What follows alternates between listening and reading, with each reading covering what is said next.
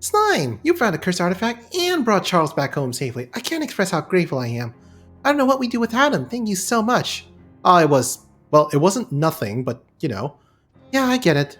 Don't forget to uncurse that thing before you go to bed. This key seems like it has power to open any lock. That could be extremely useful. Would it really be all that bad if I didn't uncurse it? Well, I'm not going to drag you into the machine and force you to do it, but yes. I don't actually know what would happen if you don't uncurse it, but I assume it will be pretty bad. Look, you uncursed all the other things, right? Yes. Great. So go ahead and uncurse this one too, okay? Better safe than sorry. Alright. Thanks again for the rescue, Slime. I'd have been a corned beef hash with a side of eggs if you haven't shown up. Ah, it was nothing, Charles. Basically followed your wrenches. Here's your wrench attack, by the way. Nice. Knew these big would come in handy for something someday. Don't you use them for, like, wrenching? Well, the 7/8s, yeah, but the 255, 256? Not so much. Gotcha. Anything I can help you with? Nope. Let's see, which one was it? Aha, August 5th. To commemorate Editor-in-Chief Grover Burgess' birthday, the August 5th, 1900 edition of the paper is printed entirely on meat. That's awfully generous of him and explains a fair amount of how this place went out of business. You pluck it out of the archives. Pluck, pluck. Alright, I need to turn in the alcohol. Well, quote, alcohol, unquote. You're back, baby! Found this case of whiskey. Good deal, add it to the menu right away. Found this case of tequila. Gracias, muchacho! Found this crate of bass oil. I don't think people are gonna like this very much, but you're the boss. What do we got? Wine, vodka, whiskey, tequila.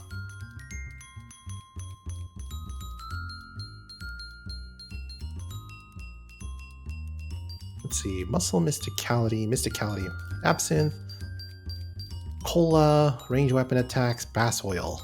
Okay.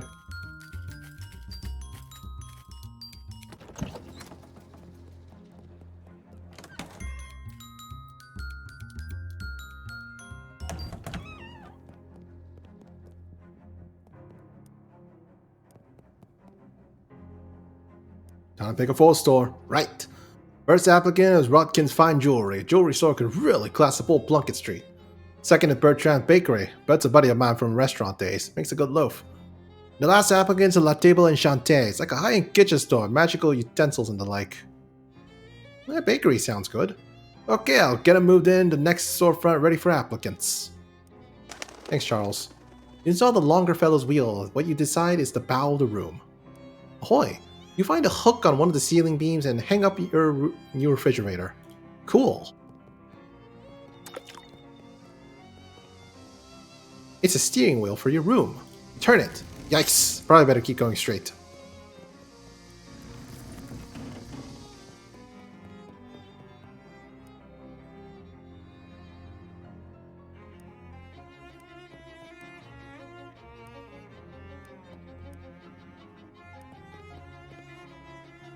Fridge is fully stocked with terrible Gatorman beverages. You got Gatorman Cola.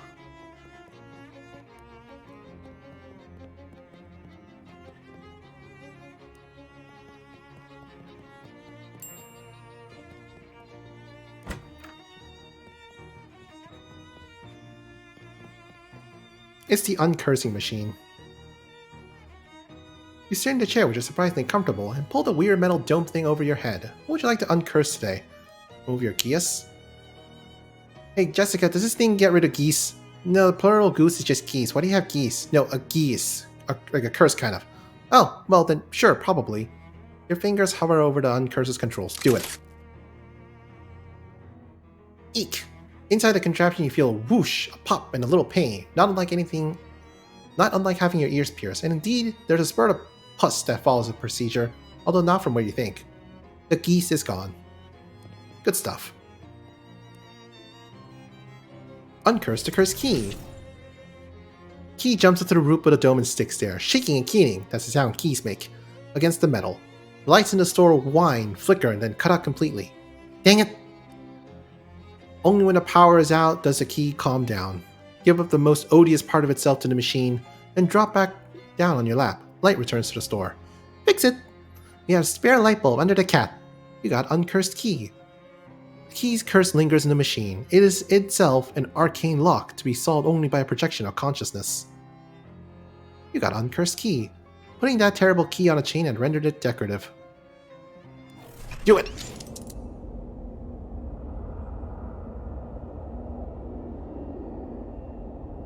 I have assembled everyone just as you asked, Detective. The victim's wife and the two men who were present in the passenger's car at the time. I confess the truth as the murder continues to elude me. I doubt you are soon to enlighten us with your great powers of deduction and observation. May I inspect the body again? No, that wouldn't be fair to the other passengers who hadn't had a look yet. I see. But I'll tell you what I know. At 11:13 a.m., the professor dropped dead in his chair after sitting down with his wife for a cup of tea. At that time, Mr. Ryokenshi and Mr. Andretti were the only other passengers present in his car. Mr. Perry returned later. The rest I leave you to deduce, Detective.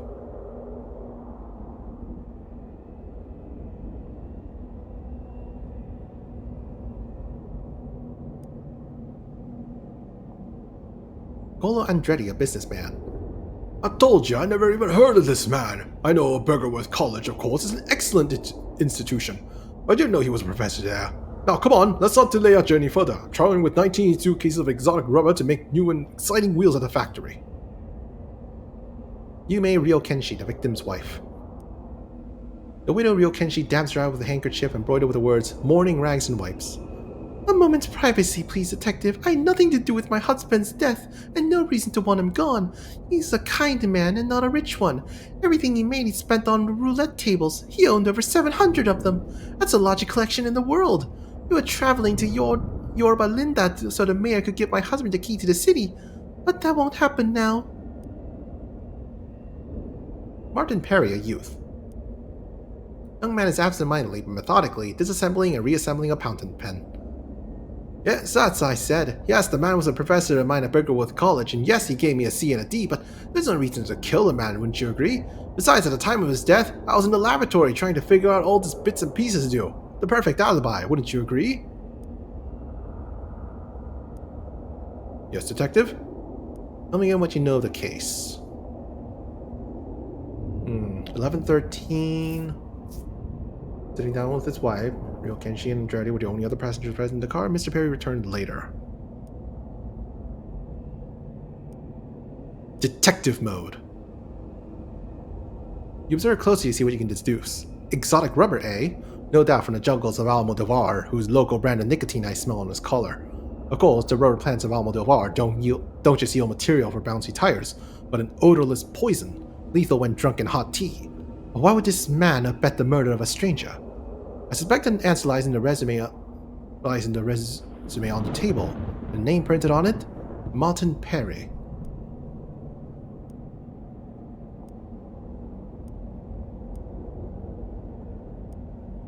You deduce that you should make some observations. Sometimes the simplest answer is the correct one. She says she had no reason to wish her husband dead. The chemical stain in her cuticles and the fingerprints on the window above, which she opened to dispose of the murder weapon, tell the tale more truly. But the nose reveals even more. Observe the zigzag pattern of the medial cleft below the nostrils. It is called Petrie's philtrum, and it's a rare genetic condition she shares with Martin Perry, her son.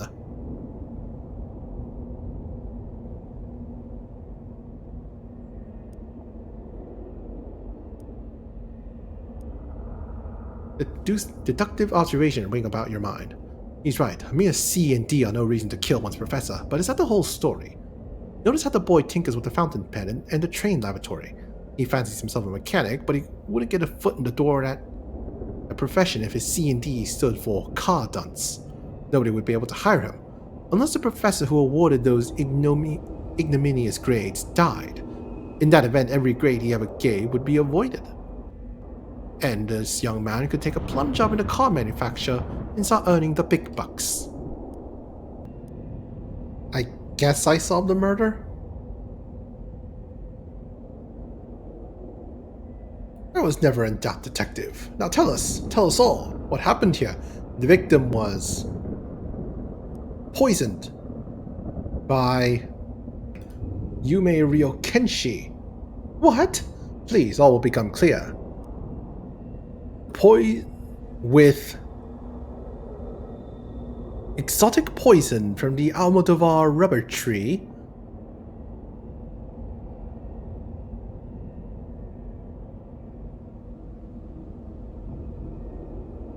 To void Martin Perry's car dunce grade so he can make tires for Mr. Andretti.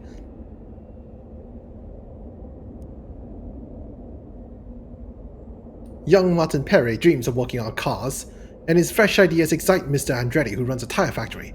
But Master Perry's professor has effectively blacklisted him as a car dunce, unemployable. What to do? Kill the professor, of course, and void that odious grade. Here the plot becomes most wretched.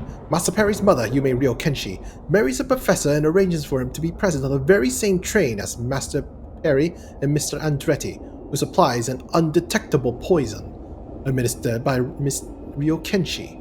And voila! No more professor, no more car dunce. But there's one thing our three conspirators did not count on. Me. I'm not ashamed. Any parent, sir, would do the same. As would any manager seeking new talent with interesting ideas about tires. If you call someone a car dunce, you're branding them for life, and you're responsible for anything that happens next. How awful! The three of them in it together! Tell you what, detective, at the next stop they can all get out and take the bus. A sick business. Quite so, but a wonderful feeling, I think, to be possessed of great gifts, great powers of deduction and observation, and to use them. Here's another. A gift, that is.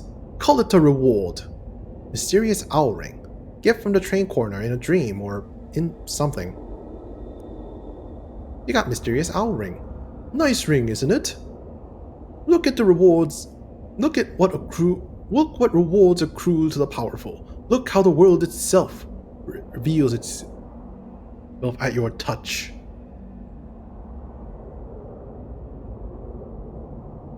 I guess I'll take my leave.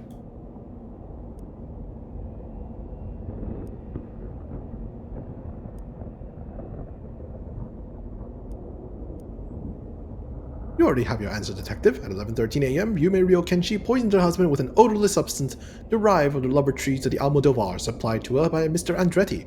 As you deduce, the professor had effectively blacklisted the sorry youth Martin Perry with a car dunce grade. Mrs. Ryo Kenshi sought to avenge her son, and Mr. Andretti to hire him at his factory. Ergo, they all conspired to murder the professor and void the debilitating brand of car dunce. You're really as good as the papers say, detective, to sniff out my C and D grades still for a car dunce. Yes, I put the whole plot in motion, of course I did. Getting called a car dunce ruined any shot I had at career in wheels. But a man's entitled to make a living, wouldn't you agree? This was the only way. I admit, detective, I poisoned my husband. Oh, but spare me the reproach. Wouldn't you do just as I did if some scoundrel of the ivory tower branded your son a car dunce? No? And I dare say you are not a parent, sir. I confess, detective. I supplied the poison that killed the professor. But wasn't it worth it? Look at this resume of Martin Perry.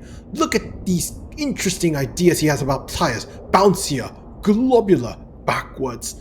Is the life of one man worth more than bringing new and innovative wheels to the world? Yes, I did it. I did it so I could hire Mr. Perry. And I'll do it again tomorrow. Don't lie, detective. You would too.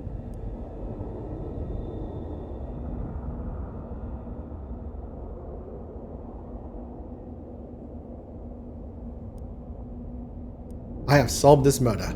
Yes, I know. Wait, what are you getting at?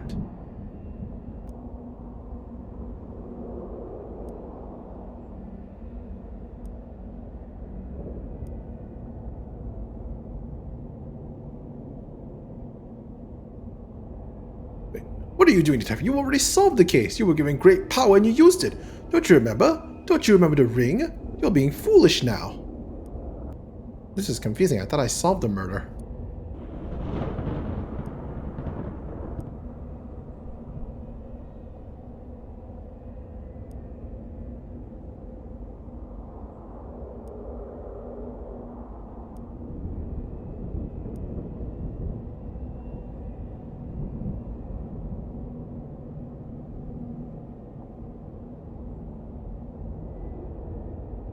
You're a fool! A fool! I gave you great powers of deduction and observation. I gave you the power to bend back the skin of the world and sniff off its insides. How dare you waste it?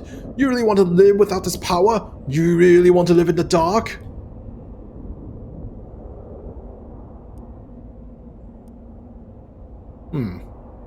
Yes. You're a fool, and I wouldn't sully that ring on the finger of a fool. Give it back now. You don't deserve it. I uncurse you. Huh.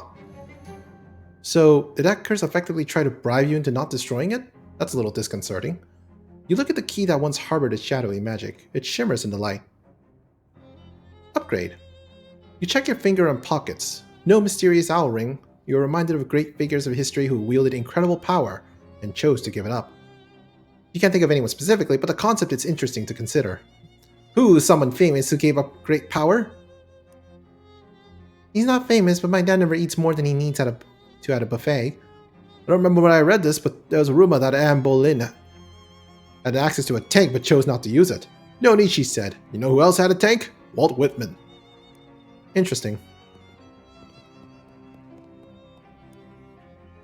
So not solving the mystery correctly was the correct option.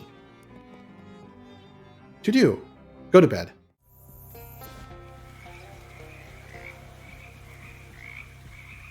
Hey, just checking to make sure everything worked out right. All of your frogs are just ordinary frogs now, right? Right? Ribbit, ribbit, ribbit, ribbit, ribbit.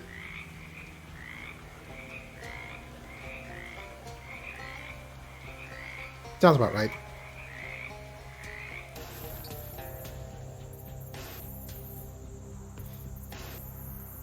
Oh, with the swamp bear now free of longer fellow electrical interference, perhaps the compass on the altar is worth another try. Neo swings smoothly this time to the southern arch. I'm coming, neat. Where am I? Careful on our souls. It must be very valuable.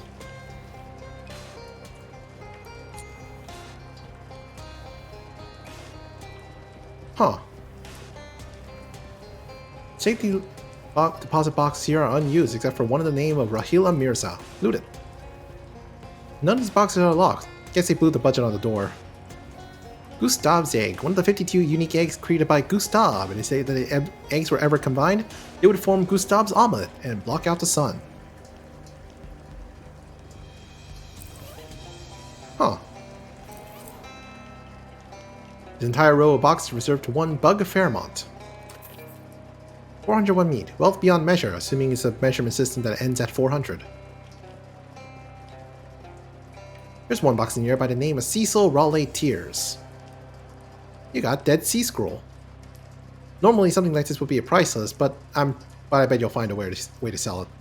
It just had sports all over and over.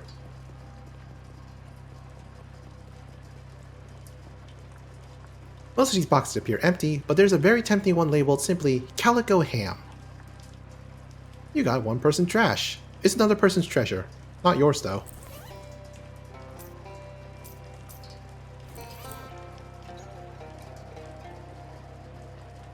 The safety deposits here in the name of Michael Vanderyacht. Michelle Vanderyacht. A desiccated moth decays quietly in the corner. Whoever Michelle Vanderyacht is, he took the trouble to bury a moth in his safety deposit box. Made you think. Not for very long.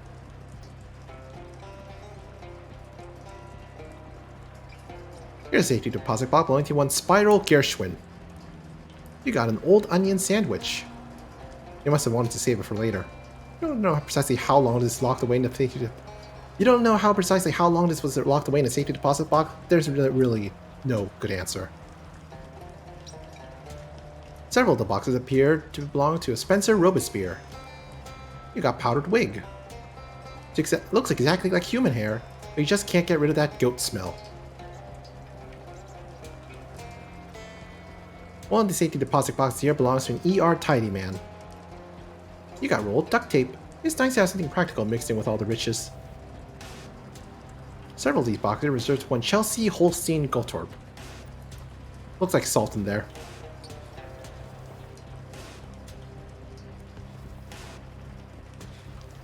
This is a Securibus vault. The impenetrable vault door is secured by a simple latch. Lift the hatch. The door is unlocked and you can come and go as you please. I do please. Well, that's one way to get back here. What if I go there again?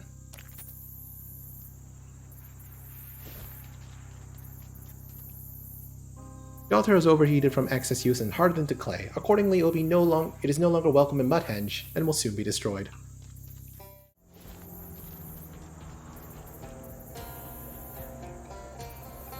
Got the highs you needed. Need? Good. Got news for you. Don't need them. You'll keep them. I was just a test. Wanted to see if I could trust you with the real work. Seems I can. Ready for some real hunting? What's real hunting? Truth is, I have no need for 5 gator hides. My ambitions are far bigger. You met Paul? You know he's mute. Looking to build him a leather tongue. What do you need for that? 10 gator hides. Okay, I can do that. Great, my brother will be thrilled.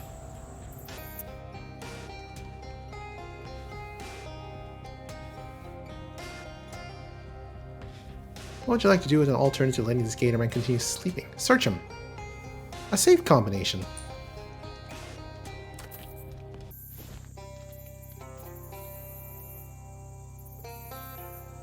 Got your gator hides. Beautiful. It's beautiful leather. It'll make a beautiful tongue. We can look at any animal and you can tell you what sort of tongue its hide will make. Don't believe me, do you? Go on, name any animal. Whale. Is that a trick question? Never heard of a whale. Okay. That's the tongue sorted. Without something to animate it, it's just a lump of leather flesh. What I need, mate, what my brother Paul really needs, the power of speech. Next part is going to be much easier to explain if you ever read The Little Mermaid. I'm not hunting a little mermaid for you. Don't need you to hunt a mermaid, mate. You might not know that the fairy tale about a little mermaid who gives up a voice is based on the real-life story of a gator man merman who traded his voice for a bucket of ham. That's what gave Han Christian Gatorman the idea. Track that voice down to a fishing hole in the gator village I told you about before. Must have it. And for my brother. Family's everything, mate. Oh, probably should not have fished there yet then.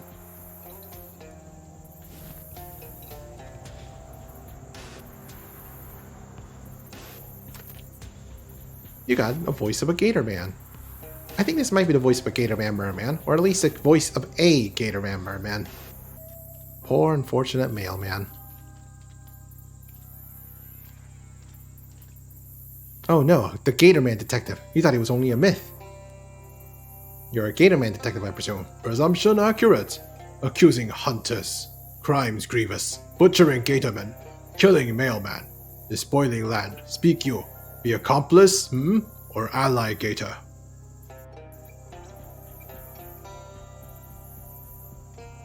What I can say is that I did not kill that Gatorman mailman. Words careful, choice deliverer. But believe you. Found the culprits. Caged them. What will you do with those men? Mailman dead. Suspect hunters. Have trial. Find guilty. Consume them. You're gonna eat them? Drink them. Did you let them go, maybe? Am unaccepting. Do justice. Liquefy them. What happened here? Got snatched, didn't I? It's funny. I'm calmer than I thought I'd be. That mailman's slaughter has been hanging on my conscience some. I think I've been expecting the claw of the Johnny Law before too long. Paul, he wasn't wrapped up in this. It's not fair you should go down for it too.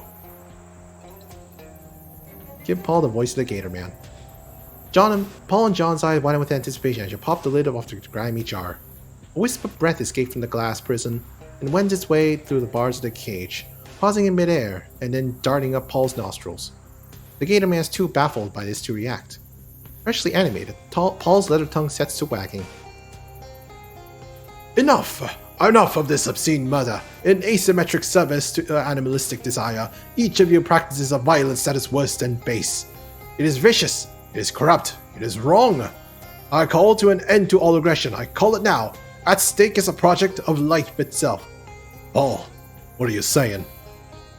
Then Paul Leather says 3 words so painfully profound that he reduced not just his brother, but his Gatorman captor to contrite tears. What? It's not important. Come on, tell me. Don't worry about it. Look, everyone's moving on already. Gushing genuine crocodile tears, the Gatorman detective unlocks the cage and brings both brothers into an embrace. All. The hunting. The killing. All of it. I did it to bring back your voice. In finding me a tongue, you gave away your heart. No longer can I recognize all blood in the ocean of it you have spilled. I call you brother, no more.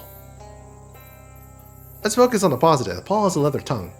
At Paul's urging, John tosses his knife into the swamp, in reputation of his violence. The Gator Man is so moved, he tosses in his magnifying glass in solidarity. Grab the items before they sing. Just be casual about it. Without even looking, you hook both discarded weapons on the tip of your foot and flip them up into your pocket. Deals 5 times your muscle and physical damage, eventually. Detectives use these to investigate tiny crimes. Watch Paul take charge. Paul eloquently negotiates a resolution to the mailman murder. John will go with the mailman to face trial, but the death penalty will not be levied against him. This can't be goodbye, brother. I don't wish it. Know that if I see you again, it will be for the last time. I will use the last of my life to build a ladder to heaven of my own, so that I may protect the dinosaurs from men like you. Good stuff, everyone.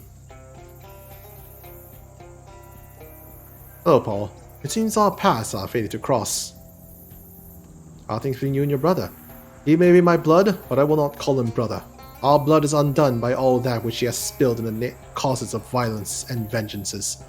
When next we meet, it will be in that azure empyrean, upon the highest rungs of our respective ladders to heaven. So not great then. What will you do now? I build a ladder to heaven, as we speak, which grows rung by rung. When will that be done? I expect not for several weeks. Can we still trade?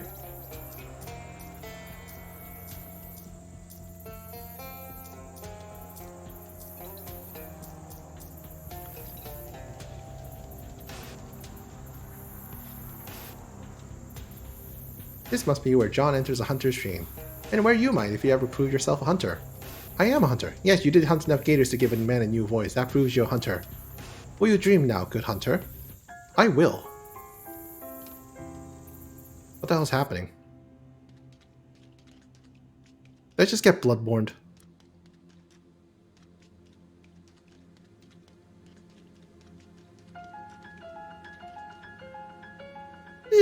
You wet yourself. Miss, slime wet themselves. Get the principal. I don't have a principal, I'm an adult. Slime peed themselves. Oh, this isn't a hunter's dream. This is a hunter's nightmare.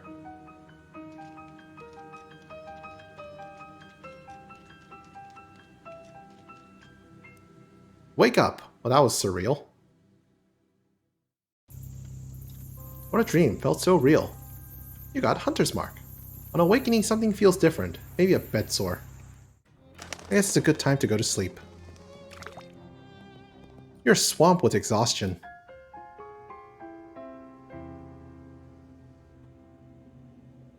Maybe we'll get the fences later. A disconcerting dream. Safe and warm. Today's October 20th, 1902. My diary. This diary is a property of Margaret, age 9. All others gotta keep out under the penalty of law. Dear diary. Yesterday our dog Daisy died. Papa said it was bound to happen because she was older than me, which isn't old for a kid, but is really old for a dog. He said we'll get a new dog soon, but I was sad anyway. Some birthday. At school today, the teacher asked what we want to be when we grow up. I said I'll be God, because then I can make sure all the dogs live a long time and are always happy. Everyone laughed and that jerk Billy Gribsley said a girl can't be God. So I said I'll be president instead, because that's nearly as good. He said a girl can't be president either. Well, I'll show him.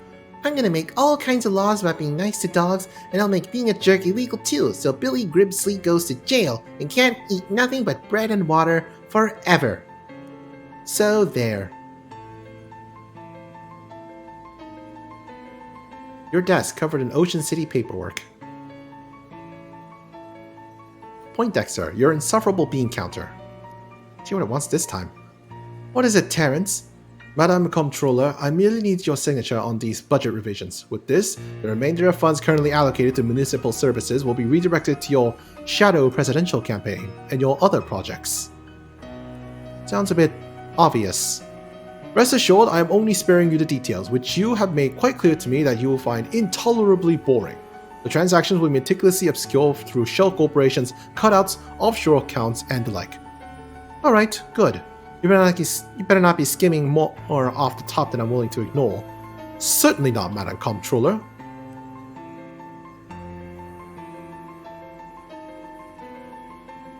What are your PR lackeys? Carefully trained to be just unafraid of you enough to tell you what not to say in public. It's time to record the announcement of your candidacy for Shadow President. Alright, ahem! Attention, peons! Oh geez, don't call them peons, ma'am. And please try for a less totalitarian tone generally. Right, so something like... My fellow citizen. Good evening. I, Margaret... That's weird. That went all funny when you said your last name. Don't worry about it. Hereby announce my candidacy for Shadow President. Vote for me or else. Nope. Sorry, ma'am. No. Ugh. Start by explaining who you are. Most of them probably don't pay much attention to local politics. Alright. In my roles as Ocean City's comptroller, I made it my mission to...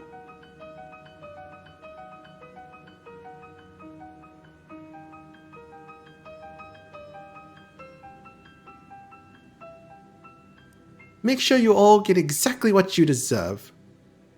What? Well, look, I get it. Double talk is fun, but it makes you sound like kind of sinister. You're better off just lying. That's fair.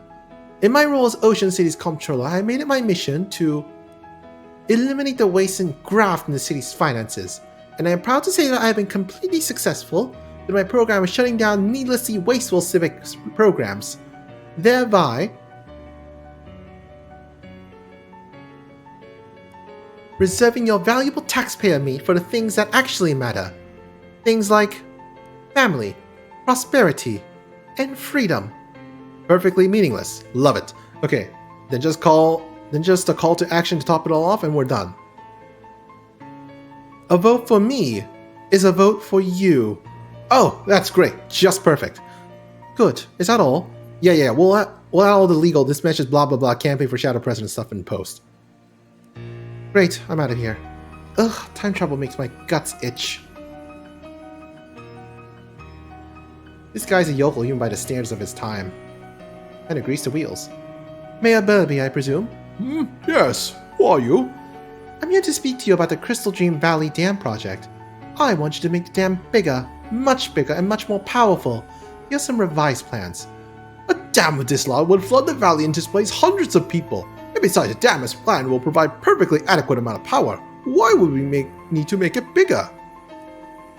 How about a handshake agreement? What? I don't even know who you are. You want me to agree to this on the basis of a handshake? Specifically, I'm offering you the chance to shake hands with a handle with this large briefcase filled with meat. Oh, well now, yes, I think this new plan is quite viable. Good.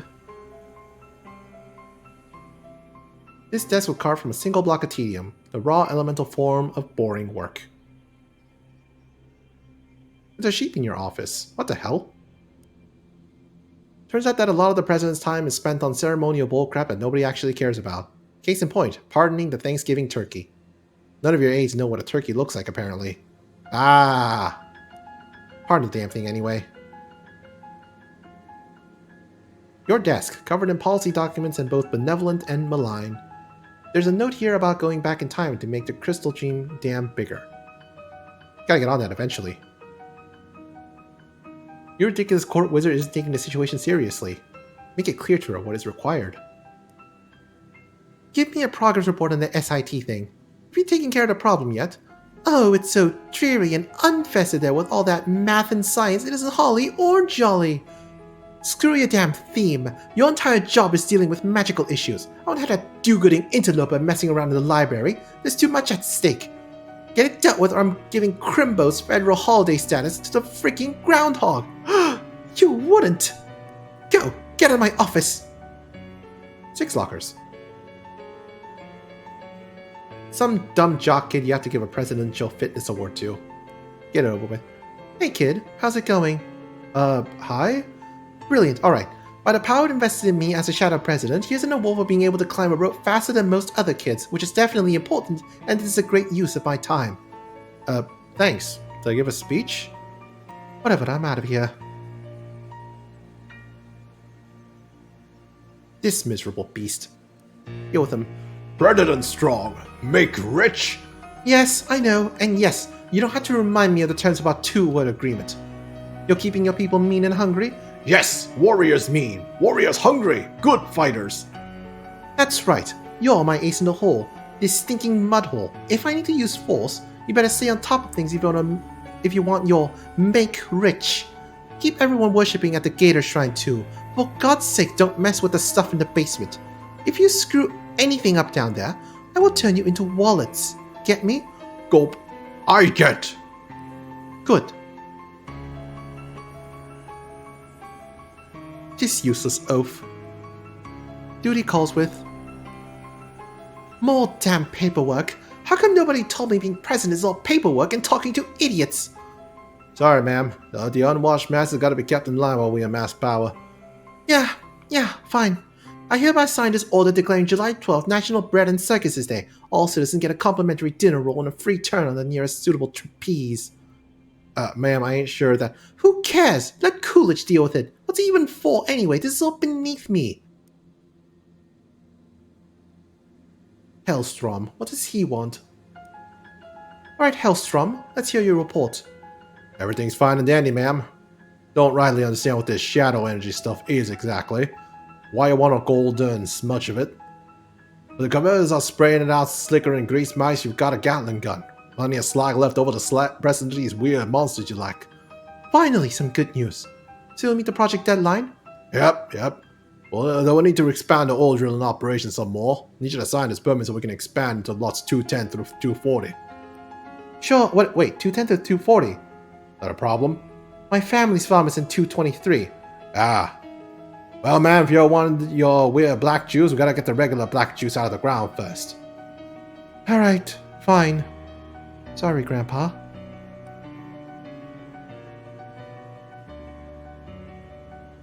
Enough of this. Step through. I think we're interfering on someone else's stream that we're not supposed to.